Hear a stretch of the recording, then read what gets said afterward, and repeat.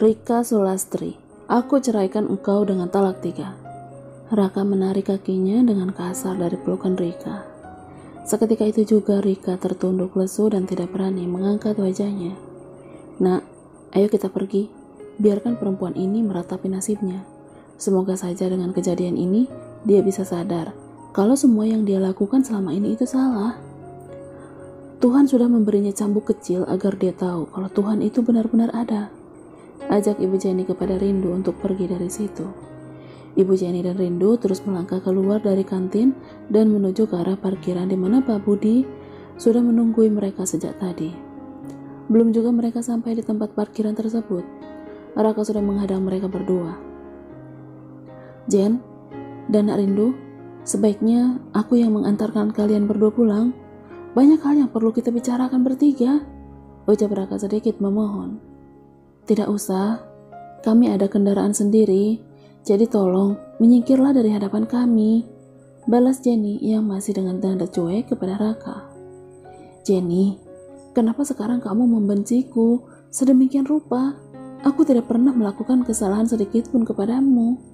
Di sini kita berdualah yang jadi korban dari perbuatan Rika dan Rahmat.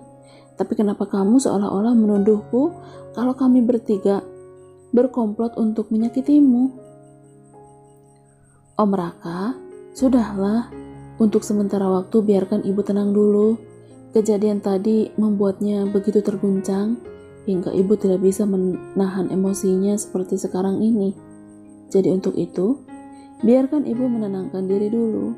Nanti jika ibu sudah merasa baikan, Om Raka bisa menemui kami lagi, ujar Rindu sembari mengelus pundak mertuanya. Baiklah kalau begitu, Om akan menunggu waktu itu. Silakan bawa dan jaga dia baik-baik. Raka sedikit mundur ke belakang untuk memberi jalan kepada mereka berdua. Setelah berpamitan dengan Raka, Rindu pun membawa Ibu Jenny menuju ke arah parkiran. Mata Raka terus menatap ke arah mobil yang ditumpangi Rindu dan Ibu Jenny, hingga dia harus menghentikan tatapannya tak kala mobil itu sudah menghilang di pembelokan jalan. Raka pun melangkah menuju ke arah mobil miliknya dan bergegas pulang meninggalkan rumah sakit itu. Rencana untuk memeriksakan kesehatannya terpaksa dia batalkan karena mendapat kejadian yang tidak dia duga-duga. Sementara itu di perusahaan F dan R, tampak Fatur sedang duduk di depan meja kerja sembari menatap ke arah laptop. Dengan cekatan jari-jarinya memainkan tombol keyboard pada laptop tersebut. Tidak lama kemudian pria tampan itu tersenyum dan menyandarkan tubuhnya di punggung kursi kerjanya. Sekarang kamu rasakan pembalasanku, Riko. Akan aku ambil semua yang telah kamu rebut dariku. Dari arah pintu tampak 2 ketukan terdengar dari luar. Masuklah, ucap Fatur sedikit berteriak. Pelan-pelan sekali pintu ruangan tersebut terbuka dan muncul David dari arah sana. David melangkah mendekat ke arah Fatur dengan menjinjing tas berisi beberapa berkas di dalamnya. Maaf Tuan, kalau saya mengganggu kerja Anda, ujar David sambil menundukkan kepalanya. Bukalah, perintah Fatur pada posisi yang sama. Terima kasih Tuan. David meletakkan tas jinjing yang dibawanya di atas meja kerja Fatur. Apa yang kamu bawa itu David? Tanya Fatur. Ini semua berkas-berkas milik perusahaan Riko Group. Semoga semua koleganya sudah menjual sahamnya kepada perusahaan kita. Itu artinya Riko Group sudah dibawa kendali kita. David menggeser tas ke depan dengan tujuan mendekatkan tas tersebut kepada Fatur. Fatur mengambil tas tersebut dan membukanya. Ada beberapa helai kertas yang tersusun rapi di dalamnya. Bagus, kamu memang bisa diandalkan David. Sekarang, Riko tidak akan bisa berkutik lagi. Apa yang aku rasakan dulu, Riko juga harus merasakannya. Fatur sedikit menyunggingkan bibirnya.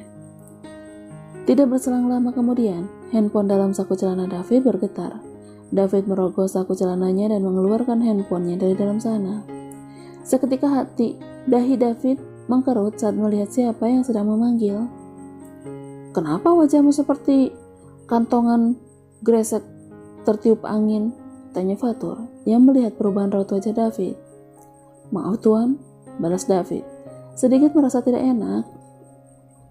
Jangan hanya maaf saja, cepat angkat, siapa tahu ada yang penting. Baik Tuan. Halo Rudy, kenapa kamu menelponku? Kenapa sekalian tidak naik saja ke atas menemuiku kalau ada hal penting? Maafkan saya Tuan, tapi ini sangat darurat. Tuan Riko datang dan memaksa ingin naik menemui Anda dan Tuan Fatur. Jawab Rudy yang sang security perusahaan. Apa? Riko datang kemari? Berani sekali dia. Halangi dia, biar aku dan Tuan Fatur turun ke sana. Baik Tuan, balas Rudy. Setelah sambungan telepon antara Rudy dan dengannya terputus, David kembali memasukkan handphone dalam saku celananya. Ayo David, kita ketemui dia. Dia pasti kemari untuk menanyakan masalah perusahaannya. Fatur mengambil jas di punggung tempat duduk lalu memakainya. Keduanya pun melangkah keluar dari ruangan itu. Hanya butuh beberapa menit saja, kini mereka berdua sudah berada di tempat di mana Riko sedang dihadang oleh beberapa security perusahaan itu.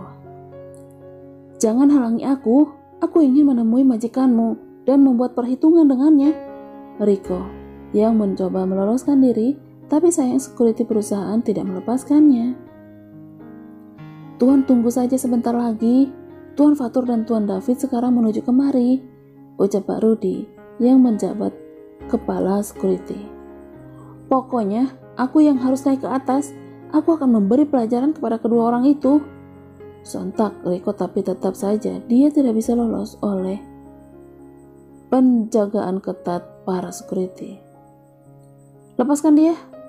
Fatur yang melangkah mendekat ke arah mereka diikuti David dari arah belakang.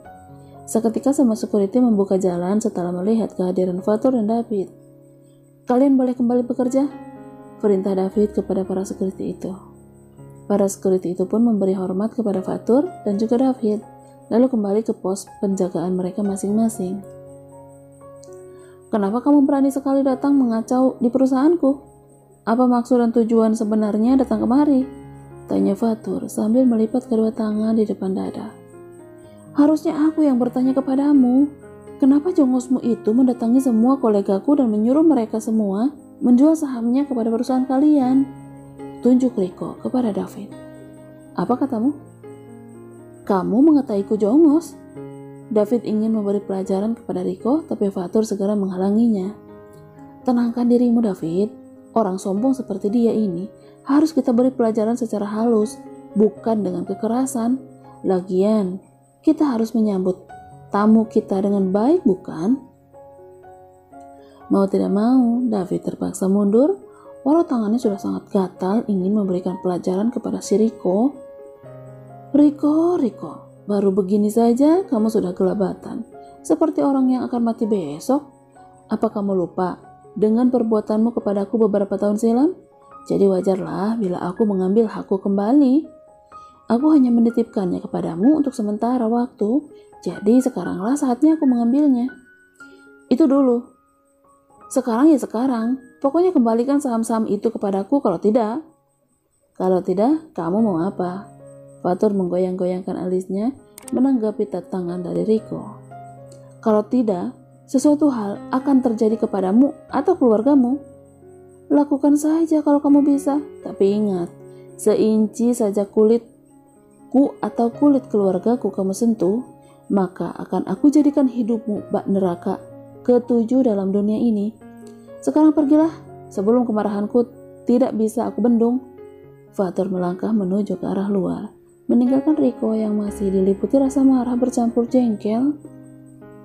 Sekali lagi kamu mengataiku jongos, maka neraka ke-8 yang kamu terima dariku, paham? David mengikuti langkah Fatur meninggalkan tempat itu. Kalian berdua boleh tertawa sekarang, tapi nanti kalian akan menangis meminta ampun kepadaku, ujar Riko dan ikut meninggalkan tempat itu. Sementara itu, Rika mengemudikan kendaraannya ke sebuah tempat. Tujuannya saat itu bukan ke kediamannya lagi, melainkan ke sebuah rumah yang dirasa aman baginya untuk berlindung. Rika enggan lagi pulang ke rumah yang selama ini dia tempati bersama Raka karena kedok dan kecurangannya yang selama beberapa puluh tahun dia sembunyikan sudah terbongkar. Dan lagi pula dia dan Raka sudah bukan suami istri lagi semenjak Raka memberinya talak 3 di depan banyak orang. Jenny dan Rindu benar-benar sudah menghancurkanku. Mereka berdua pasti sedang menertawaiku di sana. Awas saja kalian berdua, mungkin kali ini kalian berdua menang, tapi lihat saja, nanti pasti kalian berdua bertekuk lutut di hadapanku. Tidak lama kemudian, kini kendaraan yang Rika tumpangi sudah tiba di suatu rumah yang tidak kalah mewahnya dengan rumah yang dulu dia tempati bersama Raka. Setelah mematikan mesin kendaraannya, Rika keluar dari dalam mobil dan melangkah masuk ke dalam rumah mewah tersebut. Seorang pelayan segera berlari kecil membuka pintu setelah mendengar bunyi mobil berhenti di depan pintu utama. "Nyonya Rika, silakan masuk," ujar pelayan tersebut sembari memperlebar bukaan pintu.